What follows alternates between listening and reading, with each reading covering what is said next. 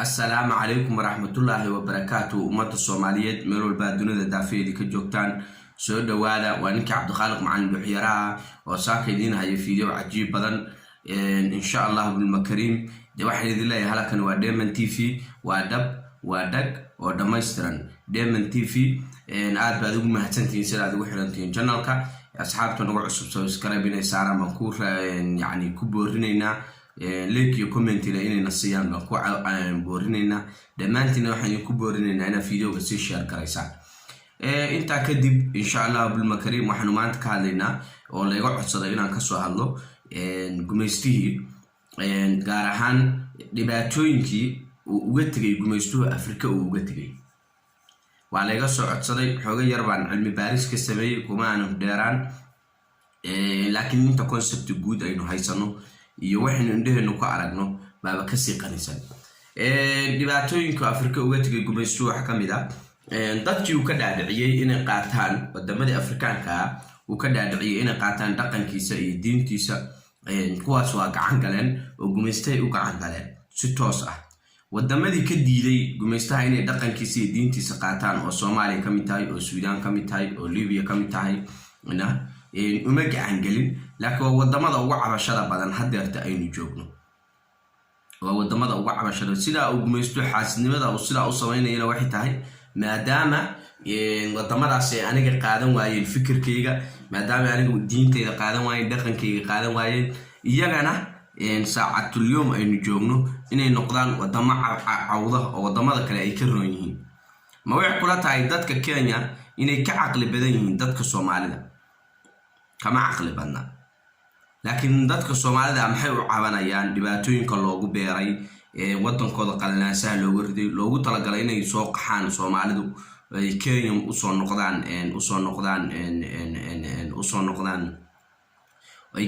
noqdaan qaxooti ku soo noqdaan ma wax kula tahay in sida dadka Soomaalida ay fikir waayeen wadadkina dalkina dhista ما أهن وفكر ملفوق كصعدة وهي فوق فكر ملفوق لقى كينا وهي ولو طلع جاي يعني مادام ودمر على صدقان كي يدينتي يعني يوروبيان كإقادة وايين أما غير قلبات كي أما نمان كيوروبيان كإقادة وايين إن يجينا أرجود الشدة لهالدباتيو دباتيو إنك الصومالي لوجيست وحكم ده هيد دواد أكتهم قبل دي الصومالية قبل كان لقدر إثيوبيا gobolkan lagu daray Kenya waa dhul Soomaaliyeed xitaa xoolaha ku nool waa xoolaha Soomaalidu ay dhaqato geelo oo kale waa wax ku caan baxay in Soomaalidu dhaqato dhulka Soomaalida lagu daray Ethiopia iyo Kenya waa xoolaha lagaga dhaqdaa meeshaas waa geel waa dhul Soomaaliyeed sababta uu gumaysto sidaas u yeelayna waxay tahay dad badan baa waxay leeyihiin maadaama Ingiriiska loo diiday inuu Soomaaliya marka xorriyadda qaadanaysay ay maxmiyadda qaado oo yani 10 sano waa Soomaaliya dawladnimo loo diyaarinayay marka Soomaalidu waxay dooratay Talyaaniga inuu gacanta ku sii hayo bay dooratay Ingiriiska waa diiday dad reeyna way jireen laakiin waa diideen dad badan baa wax marka aaminsan yihiin maadaama uu Ingiriisku yani wadanka ka baxayay ama xaasidnimo darteed maadaama Ingiriiska iyo Soomaalidu diiday badankoodii ay diideen isaga Ethiopia gobolka ku daray ha ku daro argudasho ha ahaato laakiin qodobtaas ka salweyn baa jira oo ka buuran ka cayilan baa jira kana macquulsan wixii yiri maadaama Soomaalidu ay dad islaam tahay dhaqan u gaarana ay leeyihiin haddii la dhoo hal wadan isku noqda oo goboladan dawlad goboleedka Ethiopia hadda lagu daray kan Kenya lagu daray ay noqdaan isku dhaqan iyo isku diin yihiin oo dad isla ay yihiin haddii ay hal wadan oo inta la eg mujtamac isku noqdaan wixii ruux noqonayaan mujtamac dhan bay noqonayaan wadan wax ka weyn bay noqonayaan marka si xitaa loo helo Soomaali diin kala haysata Soomaali dhaqan kala haysata bal inaan gobolkan bal dhanka iskaga dar bal gobolkan kalena dhanka iskaga dar yani waa fikirkii gumaysto Ingiriis Talyaani waxaan maqli jiray dameer labadiisa dhagood waa isku mid dameer labadiisa dhagood waa isku mid yani dhegdhegka dhogor badan ama dhegdheg dhogor yari ma jirto marka gumaysto ama Talyaani ha noqdo ama Ingiriis ha noqdo ama Faransiis ha noqdo waa isku mid waa niman qaaradoodii waxay uga soo hayaameen si Afrikaanka u bililaqaystaan oo Afrikaanka u isticmaalaan oo qaaradda Afrika u bililaqaystaan marka waa isku mid asdiin talyaani baa roon oo naxariis badan ingiriiska mareykan baa ka roon wallahi kulligood waa isku mid nabiga wuxuu yiri calayhi salaatu wasalaam Soomaaliya inay dhagaha isqabano ma oo indhaha isqabano ma nabiga wuxuu yiri calayhi salaatu wasalaam kufru milla waahida gaaladu waa hal way waa far oo kaliya inaga kala qubsan ma ahane gaaladu waa mid way intaynaynu ku haynaa ma garan maxaa la yiraahdaa baynu ku haynaa marka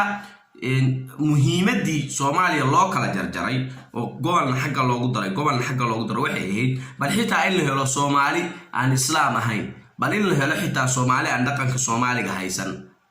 bal in la helo Soomaalida kala diidan bay muhiimadu ahayd in aqligeena aynu furno way ma aha Ingiriis inuu ka fiicnaa Talyaani ama Talyaani inuu ka fiicnaa Ingiriis inaga uunba isku wanaagsan ma ahane dadkaasuna waxay ku buhoobeen sidii inaga yani inagana dhibaato inoo sugaar lahayd iyaguna ay wanaag iyo barwaaqo ugu noolaan lahaayeen waa heshiis iyagoo u olaaway marka oo heshiis ay soo dhigteen ma jira mar raba inaan taariikhda ku dheeraado heshiisyadii Afrika lagu kala qaybsanayay taas laftirkooda laakiin waxa raba dhibaatadii uu ka tagay يعني قيبيه دباتوين كتجي وحي ظاهر كأنه أرجني بان قرطة كور مرة واحد هذا كجرو سألان الصومالي لك لا جرجرو يوم ودمضت بقى كيوروبيان كأنقارن أمر القلبات كأنقارن إن مرول بقى دبات محلية هاي ستو إن مركا حتى سود السودان مهمة دلوجر وحيد إن الله يروح يعني وح السودان الإسلام كأما السودان تمشي أود كله كبحسن أو إسلام isla gobolka deegaankaas kamid ah in la helo midda kale waxaan arkay kelmada BBC iyo isticmaalayaan iyo dadka Soomaalida wararka soo tabiya oo dhahayo gobolka dhahayo deegaanka aleele deegaanku waa iska roon yahay laakiin gobolka ila ma aha wax saxsan de waa ogtahay inaguna wax leenahay murticilin maxay cilin bay leenahay ama eraygi meel asal uu yahay marka markay leeyihiin دبات مرك سالان ورفدي ميديو كله ما وعكال سا دبات كجرت ليبيا كله مركز عليه كله وحاس تاسو دبات كو قبلك ليبيا قبل ما هو وطن ليبيا قبل ما هو وطن حتى صوماليا هو يستعمل على قبل ويقوم حيك ودان وطن في صوماليا يعني مركز اسمه كينيو ما أنا لبك الموضوع سكون مناسبة أماه هذه إنجليز ستيت ووطن استعماله إنجليز كوا لغات فخرية ما أهن صومالي وكلا ما أهن إنجليز كانوا فخرية يبقى كل شيء أنت عدد أوتيمادو بديو لنا هذا كودا عديقة حلقف هذا يودي وكسر علنس هذا كودا ضد بدن ماش عديه لنا عديقة إذنك لهذا لبدي الناس عديه لهاي ما أهن إنجليز كسر قن صومالي وهذا يقني صومالي وقني هذا نياي إنجليز كهذا وما أهن marka dadka isticmaalayo le gobolka iyagoo ka wada wadanka aniga waa ilama qumana ma dhahayo ma fiicna baa leeyahay laakiin totally ma joojinayo laakiin waxaan leeyahay ilama qurux badna eray ku macaan ma ahan adoo dhigi kara wadankaasi dalkaasi inaad dhahdo gobolka adoo wadankii ka wada ingiriiska gobol wuxuu isticmaalaa state haddana wadan buu wuxuu isticmaalaa state because ingiriisku hodan ma aha luqad hodana ma aha marka dadka Soomaalida state u isticmaalay gobolka yani iyagoo wadanka ka wadaay waxaan leeyahay waxad qaarateen yani ingiriiskii baa Soomaaliyeysan haddana Soomaaliga iyo luqad hodana ingiriiska fakhriye way iskeeni waayeen dalka isticmaala taas aan taladaasaan u dirayaa dadka fiidiyoyada soo sameeya ee gobolka u isticmaala iyo marar badan baan arkay iyagoo ka wada wadanka ka wada marka gumeysi baan ku jirnay in la helo marka Suudaan waxa soo Suudaan oo kala daray bal in laba Suudaan oo kala dhaqan duwan tii hore iyo mid new version in la helo bay muhiimadu ma garatay marka gumeystu muhiimadiisa ugu weyn waxay ahayd dhaqankiisa iyo diintiisa iyo afkaartiisa wuxuu aaminsan yahay buu faafinayay marka Soomaaliya maadaama aysan dhib ku yeelan وصل وحلي واحد كويا سامين أيسون كويا أو يسون واحد سامين كويا إن أرجدش لو سمايو وأنا تن إلا ما أنت لجد بجوجو أو لواحد يوي إلا ما أنت لا إن جوجو واحد سومالي الله دبعتين يا أنت لو كلا يا سات الله سوينا يا وعيت هاي واحد كلام ما أهن سبي سوماليا يعني ما دام السومالي يجوه جان سمي ويدي afkaartii iyo nidaamkii reer galbeedka halka 10 daqiiqaan hadlay oo hordhacin oo ku filan bal aan galno wax saxra oo Afrika uga tagay gumaystu uga tago dib ah gumaystu waxa Afrika dib uga tagay hadda meeshan aan joogo Uganda oo kale qabiilo badan baa degan ilaa 53 qabiil baa degan Uganda oo kala duwan oo midba asal iyo meel ka soo jeedo ha kala badnaadaane qabiiladii wuu kala dilay gumaystu tusaale ahaan qabiilka Bagandada ee centralka Uganda dega Ingiriisku ka dhaadhiciyay qabiil Busoga la dhaho oo wixii degaan dhanka Kenya xigtay dega markaad Kampala joogto dhanka Kenya u socotid aad inkastoo aysan xuduudka gaarsiisnayn laakiin bariga Uganda dega kuwan dhexda dega wuxuu ku yiri kuwaas dad wax fahma ma aha oo maskaxda taagan iyo Uganda iska kala ku yiri Busogada yani hore wax uma fahanto Busoga la soo shaqeeyay anu Cabdiqaaliq ninka Busogada wax ka aqal badan ma aragba nin Busoga wax ka aqal badan ma aragba marka muhiimadu maxay tahay Ingiriiski baa isku diraya dadkii isku diraya si aysan dadku ugu soo jeedsanaysan u fahmin qabiilka Bagandada wixii idinka wadanka leh idinka leh san idinka dhexda dega waxa idinka amar sareeyay ma jiraan ma garad xitaa wax barasho uma baahnidin ma garatay hadda mar dhaweyd bilaabeen Bagandada inay iskuulada iyo tagaan wana qabiilka Uganda ugu badan inay bilaabaan inay wax bartaan iyo bilaabeen oo wax fahmeen bariga wax ku jiray fikradda Ingiriiska ee wadanka leeyihiin wadankaagi baa joogta adoo shaqaysan karo lacag sameyn karo ciidaada joogo luuqadaada lagu hadlaayo maxaa dadka kale gobolada fog ka imaanayo kaleeto kuwa kale waa kala dil oo gumaystay baa dadku wuxuu ka dhaadhicinaya fikrad kala duwan ka dhaadhicinaya wana waxyaalo ugu xumaa oo Afrika uga tagay ka mid tahay in dadka madaxa la isu galiyo adiga fiican adiga Afrikaankiina waa fahmi laayihiin hal dhifa ama in yaro dhifa ilaahay garaadkooda kor u qaaday mooyee intii kale waa fahmi laayahay waa shaydaan Ingiriisku gumaysto waa shaydaan iska ilaaliya baa la rabay in dadka lagu wacyi galiyo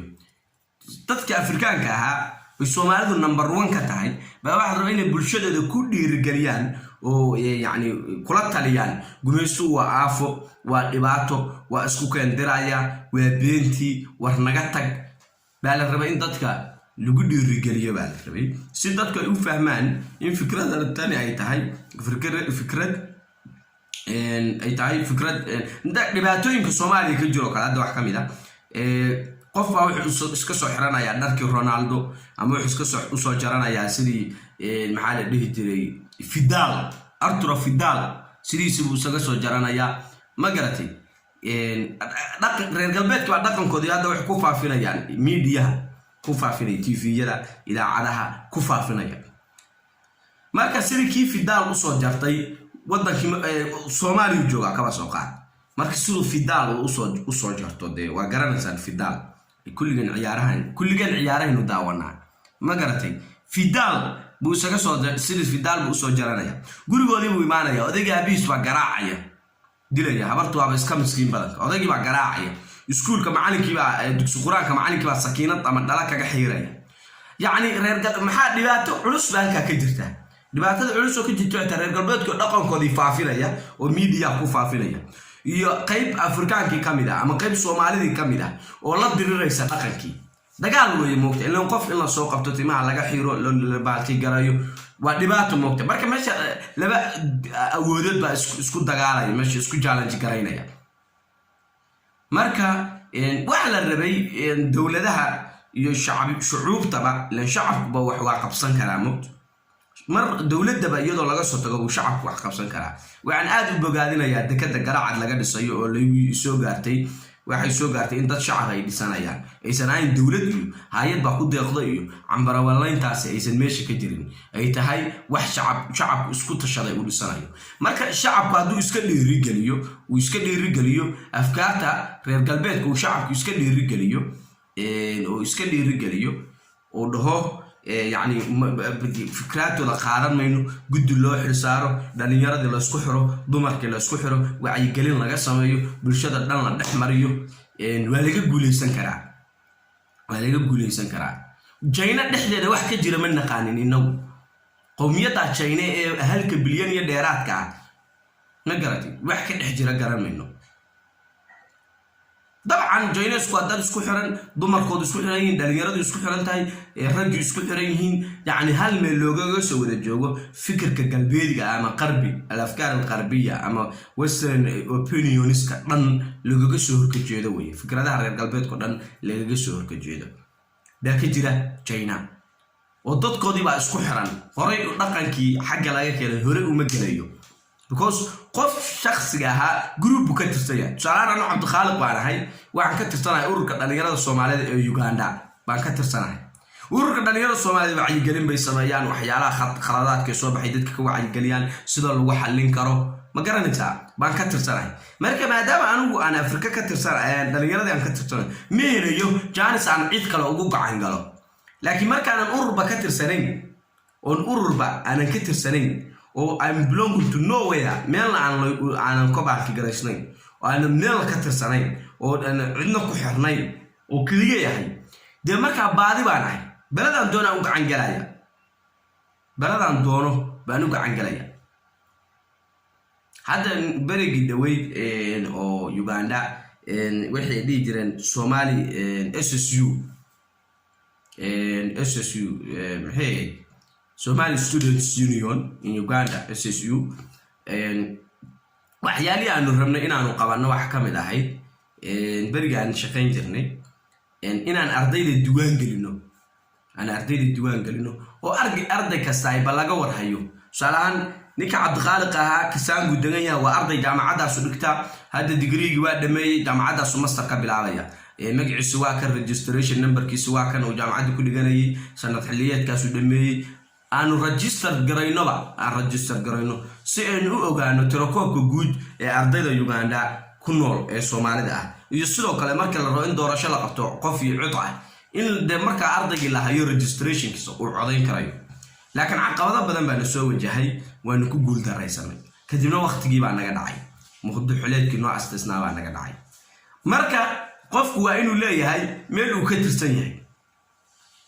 oo laga warhaya aeroportka markuu qofku ka soo dago Uganda ama uu ka soo galo xuduudka Kenya oo ka soo galo Uganda waa inuu qoran yahay oo dadka u qoran yahay waa inuu qofka Soomaaliga uu register garaysan yahay marka Afrikaanku sidoo guud isku ma xirna maadaama South Africaanku isku xirnayn marka waxay baadi u yihiin wadamo kale baadi u yihiin Afrikaanki wada Soomaalida number 2 ka ah sababta Soomaalidu markay qowmiyadaha kala wadamada kala u tagaan ay dadkii kala ugu dhex darsamaan Soomaalidu baa imaanaysa wax ku darsamaysa bahalkii isla markaa waxa lumaya bahalkii baa lumaysa isla markaa wuxuu rabaa dhaqanka Ugandayska uu la qabsado ma garato wuxuu isku dayay inuu luqadoodii wax ka barto iyagoo Soomaalidu isla degan oo iska warhayo isku dhow bay haddana wax ku dadaalaan meesha ay tagaan inay la qabsadaan waana ay dhacdaa وانا يدعدا وواحد قفكو وحو نقونيا maxaa la yiraahdaa Somali Uganda Somali Australian Somali American TV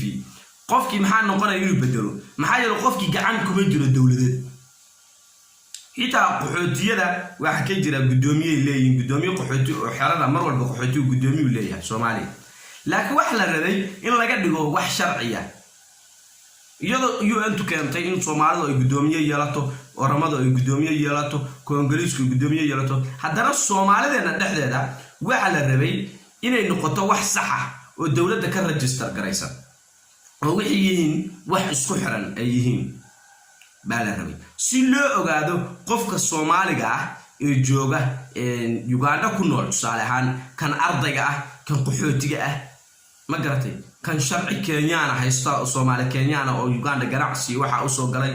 ma garatay kan Soomaaliga Uganda ku dhashay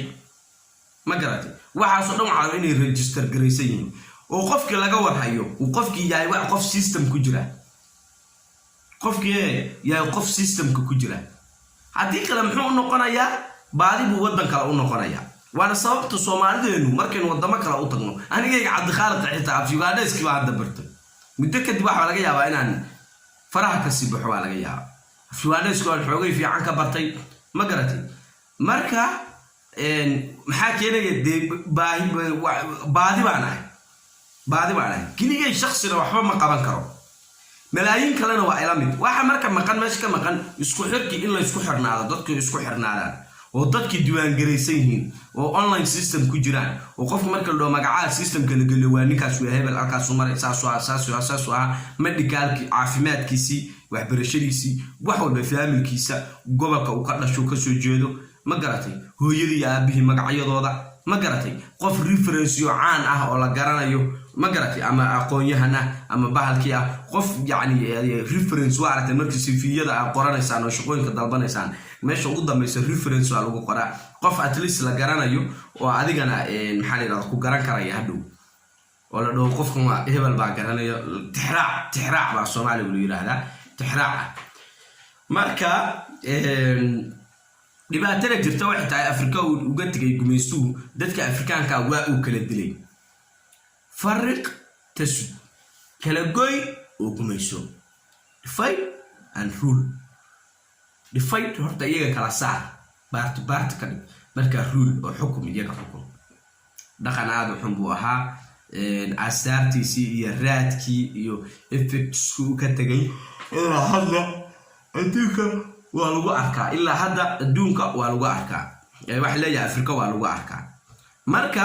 dhibaatooyinka uga tagay Afrika waxa ugu xumaa fikradiisa uu dadka ku kala dilay dhibaatooyinka Afrika uga tagay wax kamid ah wadamo badan oo Afrikaan ah waa xaalifiyay oo nimcada ku jirto dhan waa gurtay South Africa number 2 ah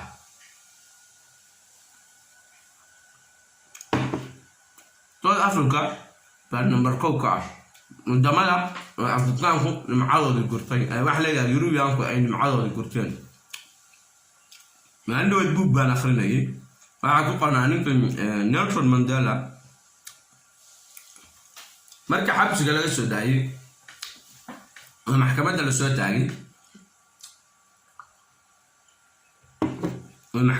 تاعي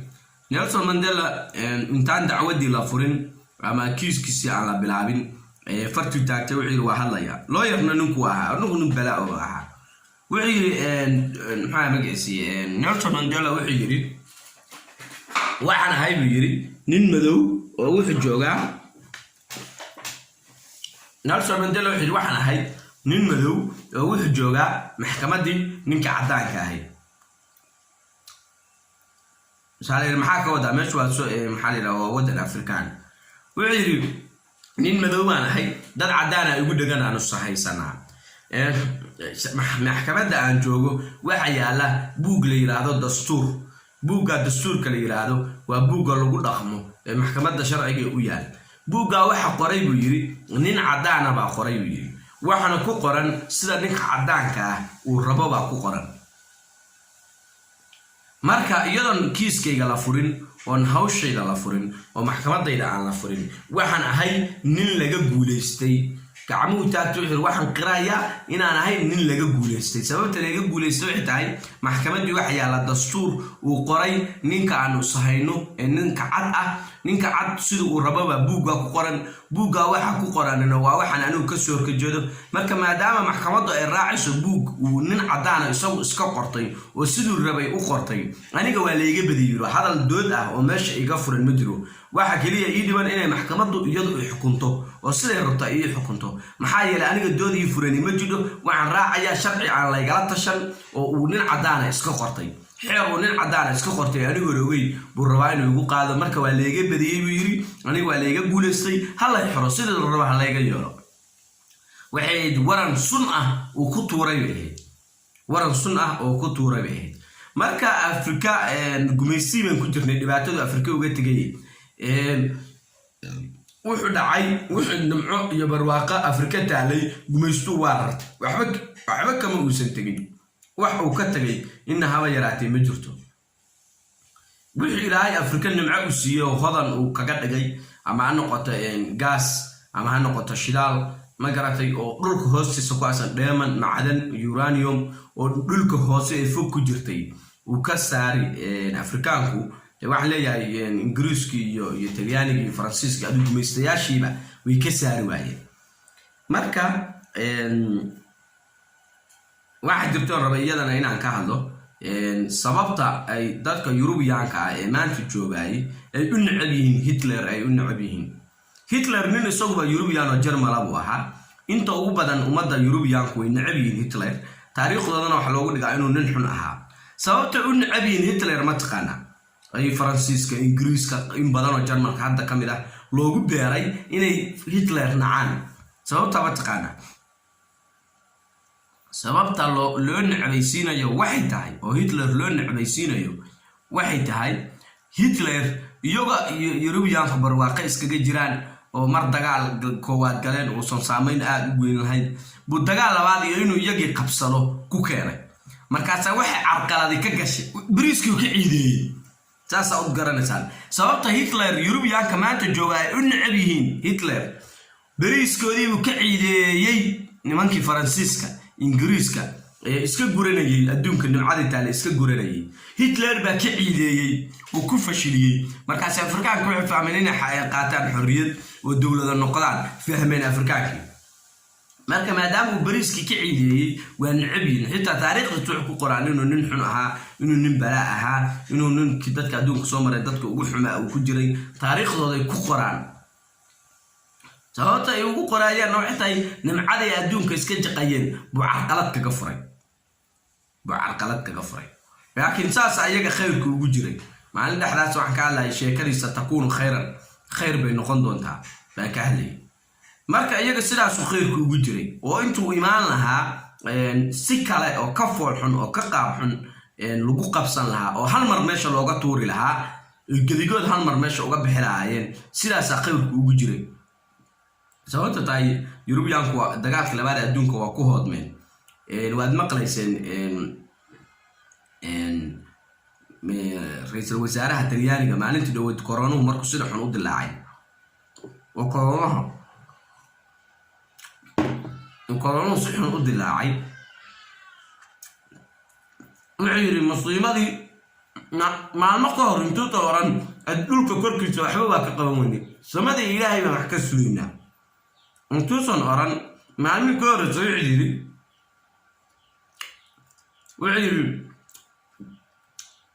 dagaalkii labaad adduunka musiibadii soo martay oo kale waa soo martay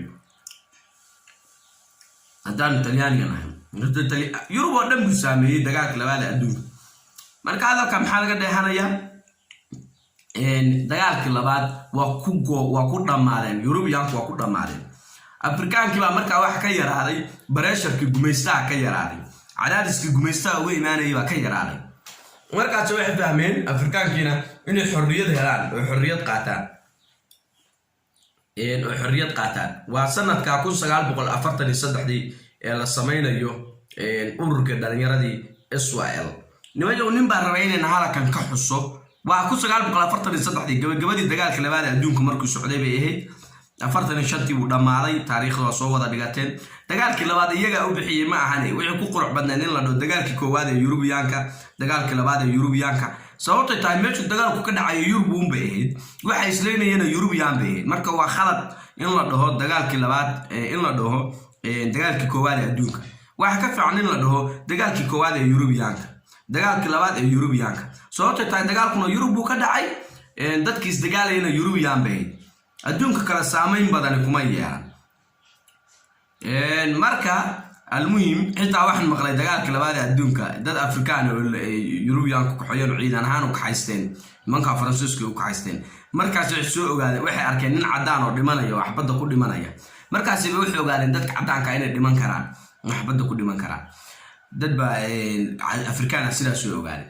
marka jaalayaal iyo joorado yaalan idinku dheerayn hadalka nin baa rabay inaan halkan ka xuso wax yar Ilaahay ha u naxariisto waa abwaan Soomaaliyeed waxa la yiraahdaa magaciisa Xaaji Aadan Afqalooc wuxuu kamid ahaa dadkii gumaystaha ka soo horjeestay wuxuu kamid ahaa dadkii maansooyinka u tiriyay waan jeclahay inaan marar badan soo qaato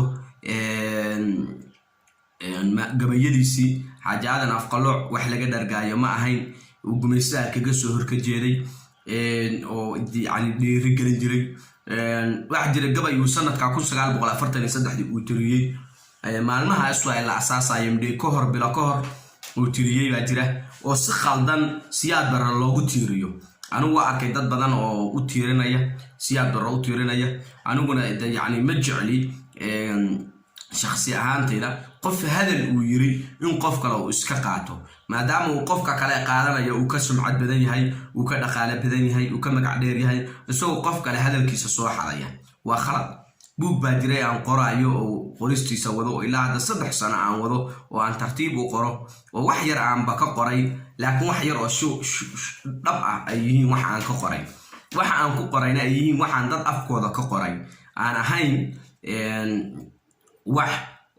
aan ka qoray waxaan dadka qoraysanayn wax buug iyo laga soo qoray qof ii weydiiyay ma aan qof afkiisa ka qoray waxa kamid ah hadal uu wiil Ugandese ugu yiri wiilka magaciisa waxa la yiraahdaa Umar Nuux baa la yiraahdaa muslim buu ahaa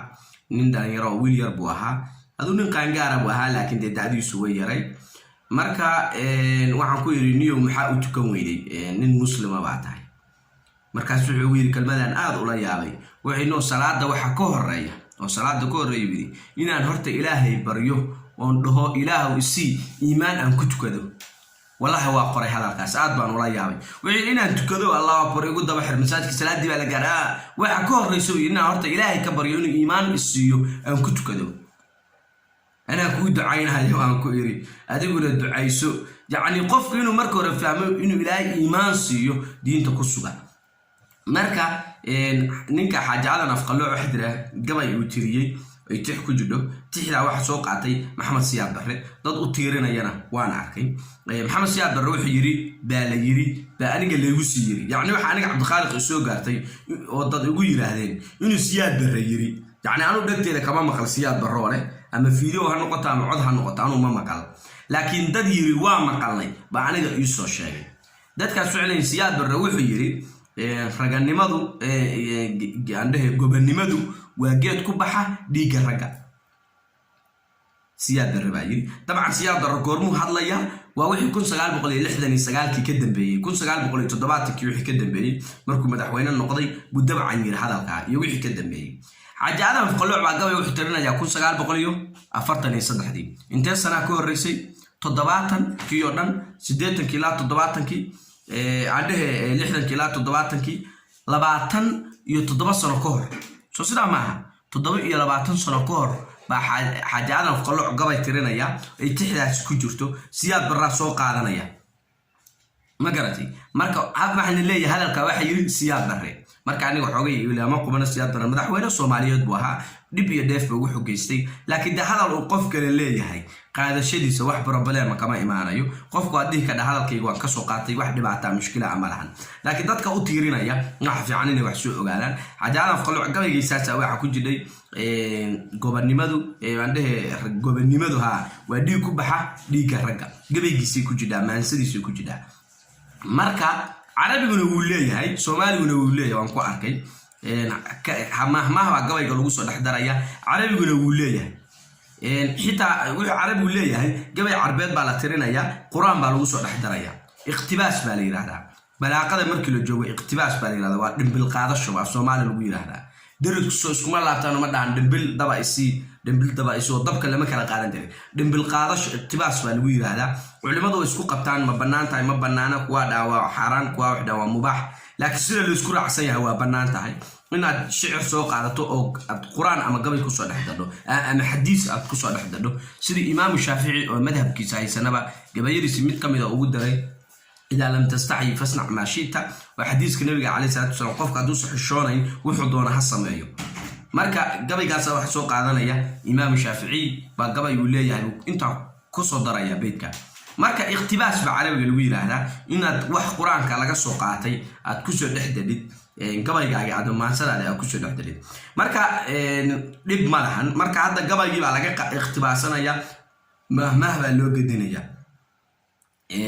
واحد رد Soomaalidu gabayya isaga qaadato ba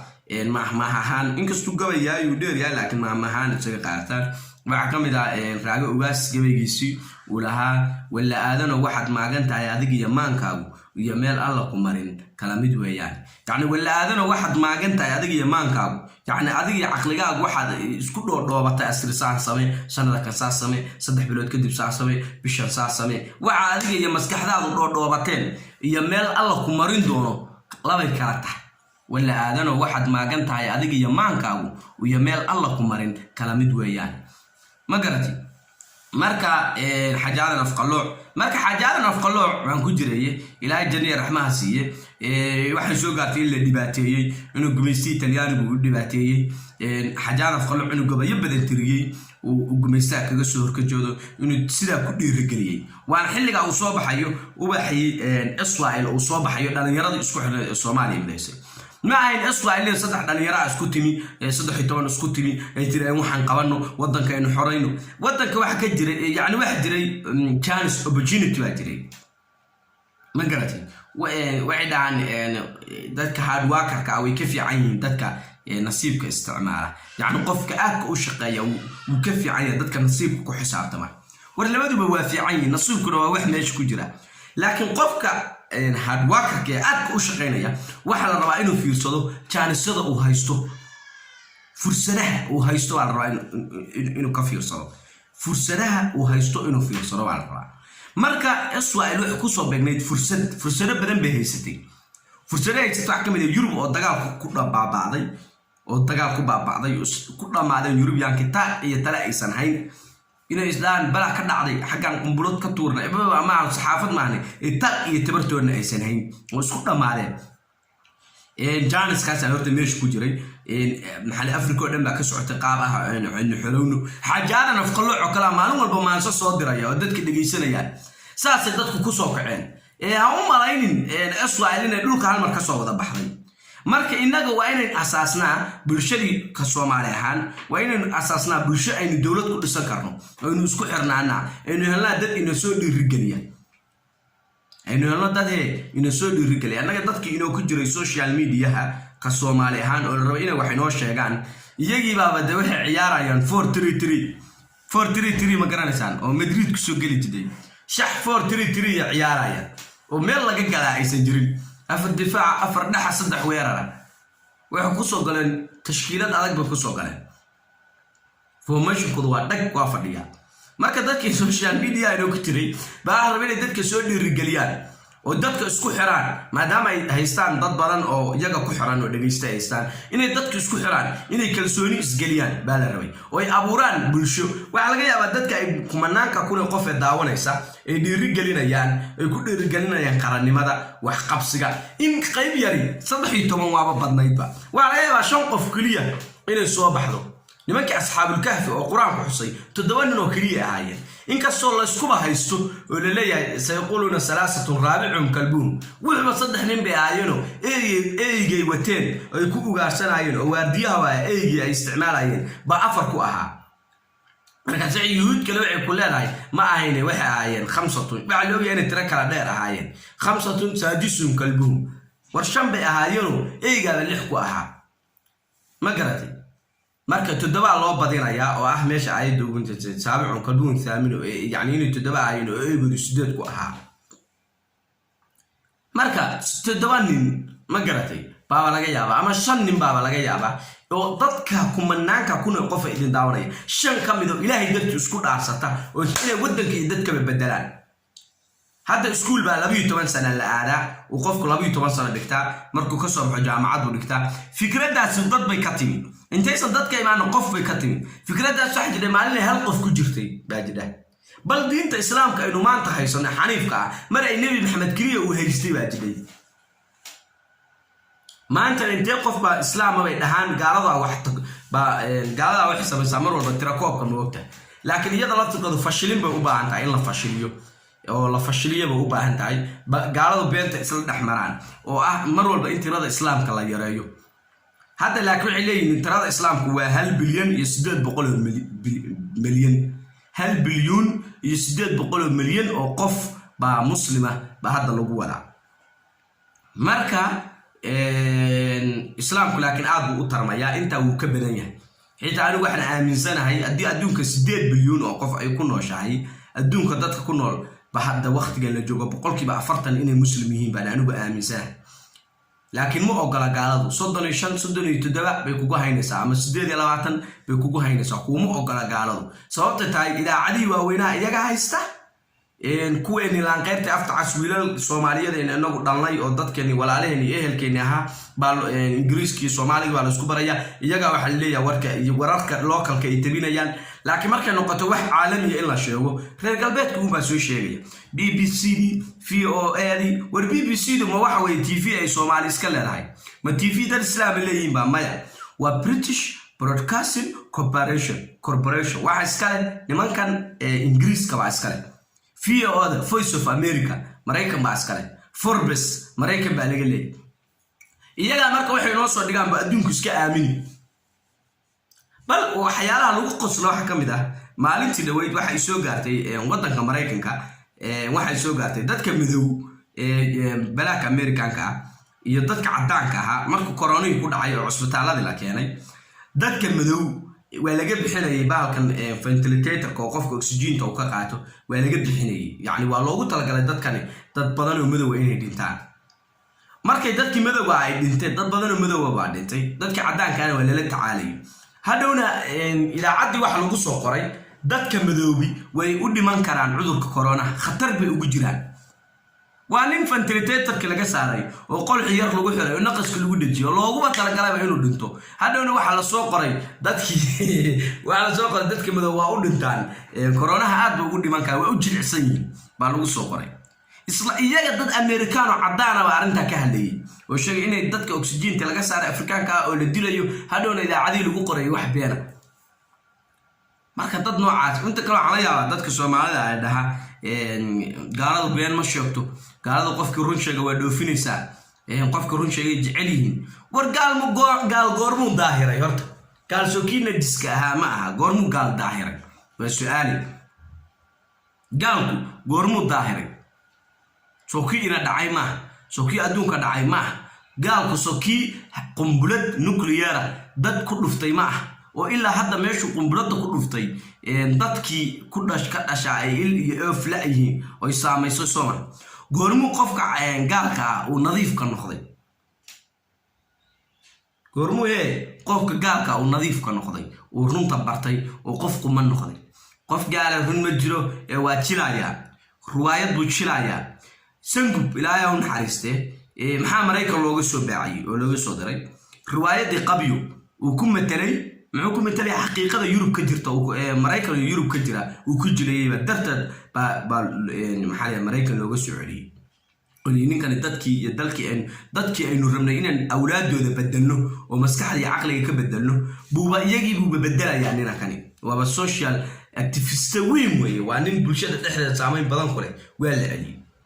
maxaa saawir reer galbeedku yeelayaan ma rabaan qof maxaa la yiraahdaa caqli badani inuu iyaga ku soo baxo ama qof iyaga dadka ku soo jeedinaya qof iyaga dadka ku soo ma rabaan nimanka waa niman tagay weeye bal fiiri wuxuu gaalku ka dhaadhicinaya inuu isagu nin fiican yahay inuu gaalku dadka lacag siiyo inuu intee u dhibaato Afrika ka geysanaya hal maalin nimcada ay Yurubiyaanka ama cadaanku ay Afrika ka dhoofiyaan oo uranium leh oo bahalkii leh baa wixii 10 jeer ka badan tahay hadalkaana inaan mar hore sheegay waa jeclaa baa wixii 10 jeer ka badan tahay wixii Afrika taraan Soomaaliya kala hay'adaha ka jira oo dadka wax siiya WFP raashin bay bixisaa maxaa la yiraahdaa UNICEF buugaag bay bixisaa UNESCO waxbarashada ka warhaysaa WHO caafimaadka ka warhaysaa ma wax kula tahay dadka cadaanka inay kuugu imaanayaan lacag la'aan inay kuugu imaanayaan ama kuugu imaanayaan dadka cadaanka inay kuugu imaanayaan naxariis ay ku naxariisteen miyo kula tahay wallahi mise naxariis kuugu imaanay nimcada ay adiga kugu qabaan baa wixii 10 jeer ka badan tahay waxan yar ay ku siinayaan wariyaa ninka Mareykanka galay wuxuu ku beerayaa Mareykan markay baxdo Mareykanku ay ka baxdo galeeygu Yurubiyaanka adduunka soo gacan maraya wuxuu leeyahay qaxooti baanahay dadka baahan oo Afrikaanka wax taraya galeeydi uu Mareykanku ku beeray buu soo dhoofinaya Afriku keenaya oo Soomaaliya kamid tahay galeeydi sibu gadaya ninkaas Ilaahay baa idinku dhaafiyay ma ganacsiga sibu gadaya mise adigu wax ku taraya Soomaaliya waxaan ka bixin male bariis baa ka baxa badar baa ka baxa galeey baa ka baxda nimca walba dhan waa ka baxda